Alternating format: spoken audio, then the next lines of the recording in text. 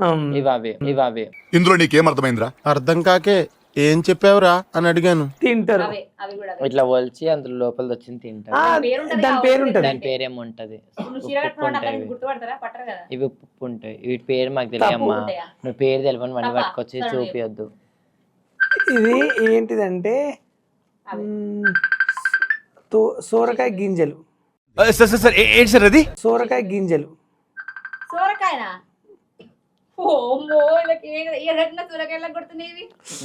నాకైతే అవి పువ్వులాగా పూస్తుంది చూడు, దానికి పచ్చగా పేరు తెలియదు. 10 రూపీస్ ప్యాకెట్ అవి అమ్ముతారు.